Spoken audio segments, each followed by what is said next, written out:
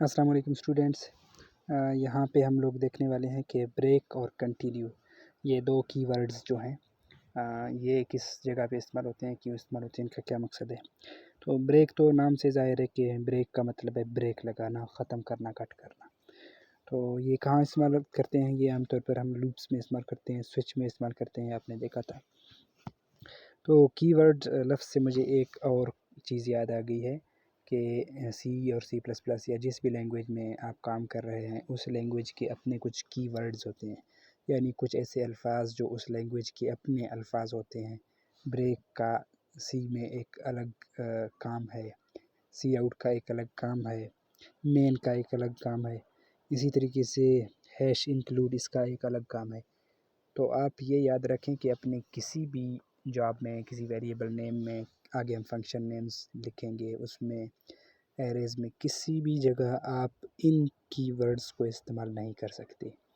Variables में आप अगर चाहें तो आप कैपिटल लेटर से वेरिएबल शुरू कर सकते हैं, अंडरस्कोर से वेरिएबल का नेम शुरू कर सकते हैं, और नंबर से आप शुरू नहीं कर सकते।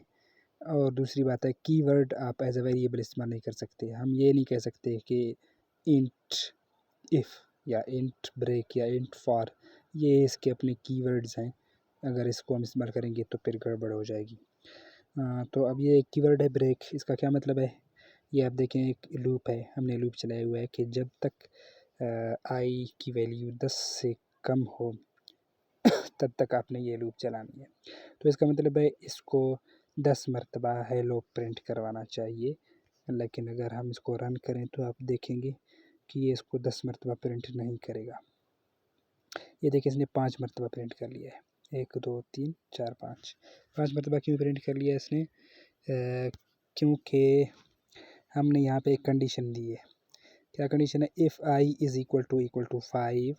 इफ़ को आप पहले से जानते हैं, आप इफ़ के बारे में पहले पढ़ चुके हैं कि इफ़ हम लिखते हैं अंदर कंडीशंस लिखते हैं हम लोग। अगर कंडीशन को हमने इक्वल करना है तो 2 इक्वल लगाएंगे, क्योंकि एक इक्वल का मतलब है असाइनमेंट ऑपरेटर, 2 इक्वल लिखेंगे।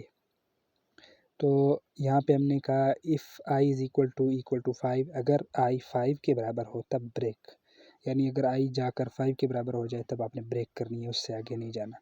तो फिर उसने आई जब 5 हो गया तो फिर उसने प्रिंट करना छोड़ दिया हेलो को। एक और कीवर्ड है हमारे पास, इसकी समझ तो आपको आ गई है कि उसने 10 मरतबा, चाहे आप 1000 मरतबा, लाख मरतबा भी कहें, तो ये सिर्फ 5 मरतबा ही प्रिंट करेगा, 5 के बाद ये रुक जाएगा। ये देखिए इसने सिर्फ 5 मरतबा प्रिंट किया, हालांकि आपने यहाँ पे 10,000 मरतबा का है प्रिंट करो इसको, लेकिन ये 5 के बाद जाकर रुक गया। अब अगर मैं एक और कीवर्ड है जिसको हम कहते हैं कंटिन्यू, CON, ये देखिए इसने ख़ुद भी कंटिन्यू लिख लिया। अब देखें, अब मैं क्या कह रहा हूँ, अब मैं इसको कह रहा हूँ कि अगर आई इज़ इक्वल टू 5 हो ना, तो तुम उसको छोड़ दो, 5वें को छोड़ दो, उससे आगे प्रिंट करते जाओ। तो ये देखें हम लोग इसको रन करते हैं।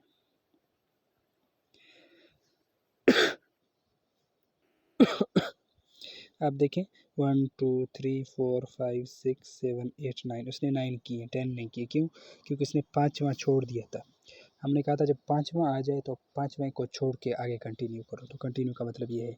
अब इसकी सही समझ के लिए ना, आप हेलो प्रिंट ना करवाएं, आप इससे आई ख़ुद प्रिंट करवाएं। अब मैं देखता हूँ इसको करके ना, इसको मैं 1 मिनट स्टॉप कर रहा हूँ, इसको करके फिर आपके पास आऊँगा ताकि वीडियो ज़्यादा लंबी ना हो।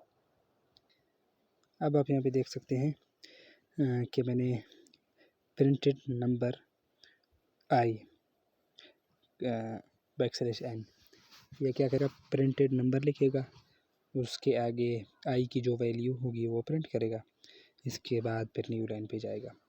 यानी पहले आई की वैल्यू 0 है, 0 को प्रिंट करेगा, फिर 1 2 3 इस तरीके से प्रिंट करेगा।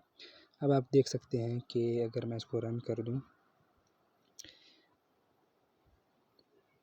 तो पहले आई की वैल्यू 0 थी, उसने 0 प्रिंट किया, फिर 1 2 3 4 5 को छोड़ दिया इसने, 6 7 8 9। अब आपको समझ आ गई होगी कि इसने 5 को क्यों छोड़ दिया, क्योंकि हमने कहा था जब आई इज इक्वल टू 5 हो जाए तो तुम 5 को छोड़ दो, उससे आगे कंटिन्यू करो। इसी तरह अगर हम 7 करते हैं तो ये 7 को छोड़ देगा, आगे कंटिन्यू करेगा। ये देखें